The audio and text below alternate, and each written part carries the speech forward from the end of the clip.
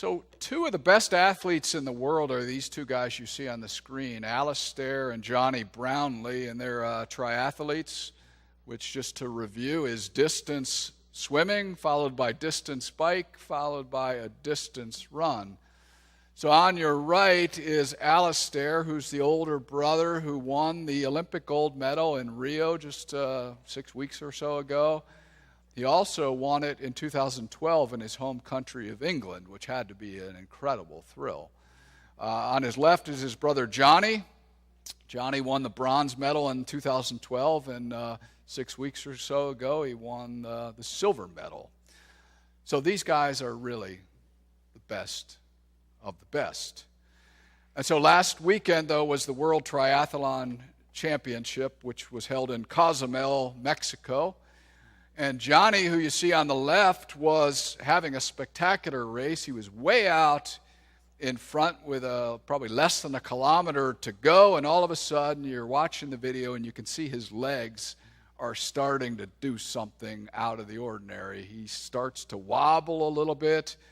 He starts slowing down a bit, and he starts veering, no longer going in a straight line. You can see in his face kind of the pain he's in and the discomfort, and you can kind of look at him. He's kind of got a glossy look. You can see he's disoriented.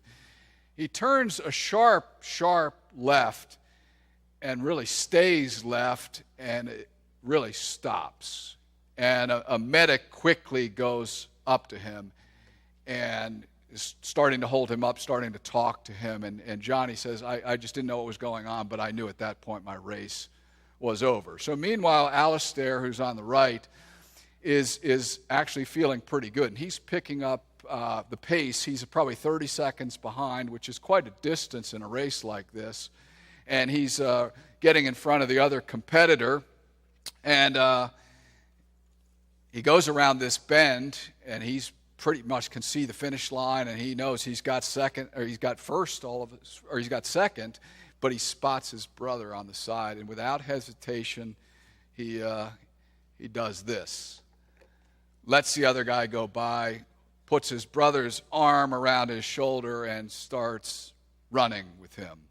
And he says, I started yelling at my brother and cursing at him and urging him on, and really starting almost to drag him toward the finish line, but he got him all the way to the finish line, and when he got to the finish line, what he did was he pushed Johnny over the line first so he could finish in second place, and then Alistair crossed the finish line. The story is kind of going around the internet. I've seen some of our church people passing it around online, but there were a lot of interviews of Alistair and Johnny afterward.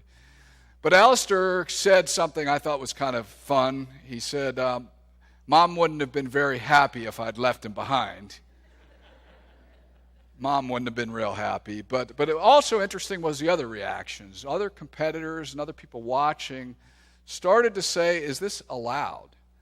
Should a competitor be allowed to place if they can't do it under their own power? Can you actually help another competitor? And there was this radical disagreement whether this actually was a legal act, or should they both be disqualified.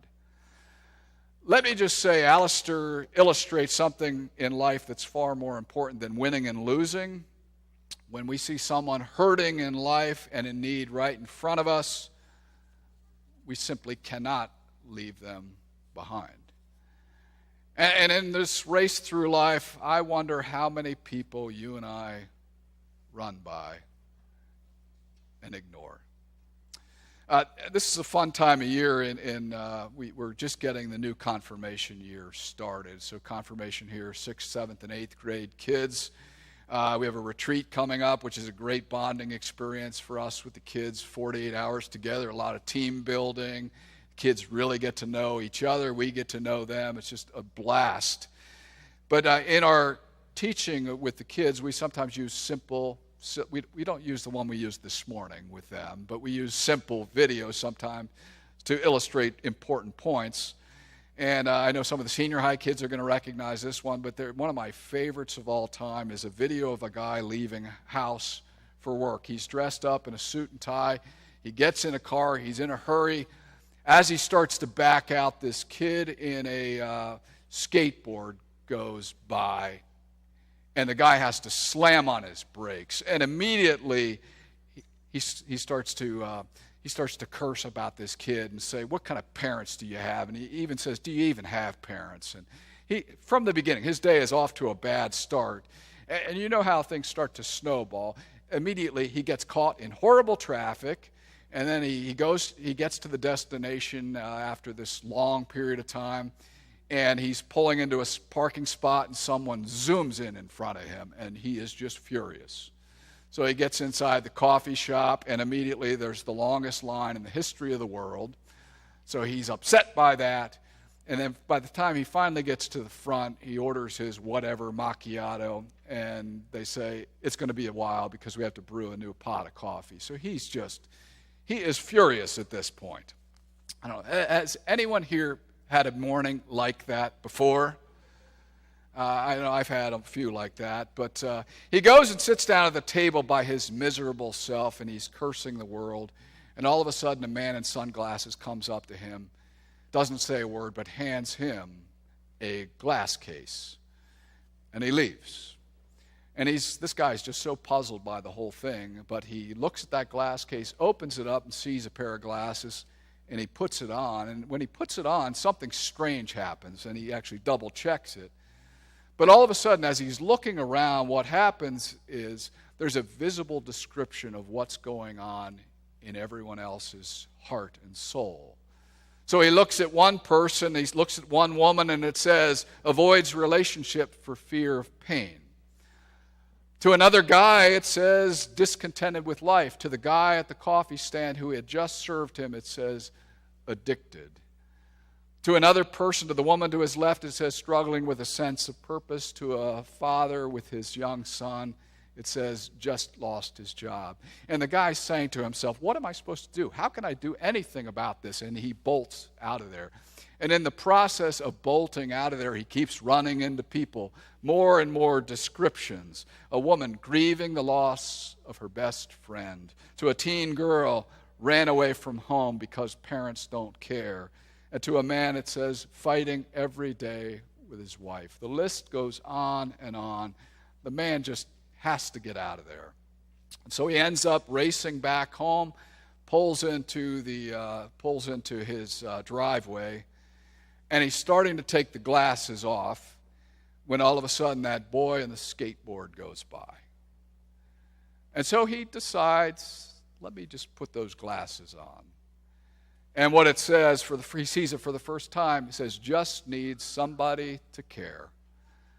And so he calls the young boy over, and for the first time, he talks with the neighbor boy. And a relationship, you could say, begins to develop. Let me just say, the gospel life is learning to see the world through God's lenses and to start responding based on that vision, not our own vision. The gospel story today is essentially a story about vision, or what you would say is a lack of vision. There's the rich man in the story today isn't annoyed whatsoever. He's just busy living the good life, and he doesn't necessarily on the surface do anything evil. There's no sense that he's complaining about anything. The status quo in his life is simply great. But he simply can't see a person's need that's right outside of his gate, the gate that he would have had to walk in and out of every single day. And the gospel makes it very, very clear that this Lazarus has been planted outside the gate every single day for years. And there's a vividness to his story that's kind of written all over who he is. He is so weak, he can't even beg for food. And he is so weak, his sores on his body are oozing, and these wild dogs are coming up and licking him. He cannot even fend these dogs off to say, "Shoo, get away." The rich man does nothing. And what's an indictment is that he actually never even simply seems to see Lazarus whatsoever. And the rich man is always on the inside. Lazarus is always on the outside, and what you could say is out of sight, out of mind. And Jesus tells this story to religious insiders, which I think is significant. And in the story, he illustrates this grand reversal that's going to occur in the afterlife, where Lazarus has the red carpet treatment, and the rich man, you could say, not so much. Not so much. The fundamentalists will read a text like this and have a field day with it because they will zoom in on this description of hell, a description of the geography of hell with flames and torture and etc. That's not what Jesus was really getting at. Jesus was telling a story like this to religious insiders to call them to metanoia. Metanoia, which means a change of heart or a change of their vision of the world. And what he's saying is, people, put God's glasses on. See the world as God sees it. Respond to the world as God responds to the world. Where there is hurt, do something about it. Where someone is chronically on the outside, what it says is, go out to them, engage them in conversation, and make sure that they are brought into the fellowship. It's easy to go through life and forget that without the gospel, our vision is always less than perfect. It is never 2020 unless we have God's vision. For us, I think worship is so important. I view when we come to worship, in a sense, it's like we're coming to the eye doctor and our vision is already radically altered, and we come to have it be corrected once more.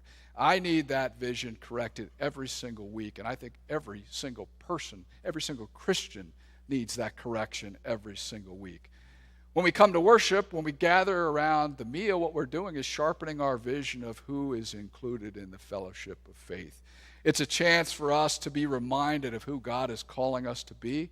It's a chance for us to pay attention to who is on the outside in our world that we personally need to go to. It's a chance for us to see life and the people around us in radically new ways. And when we see the world in radically new ways, that is good news for us, and it's incredibly good news for the world around us. Amen.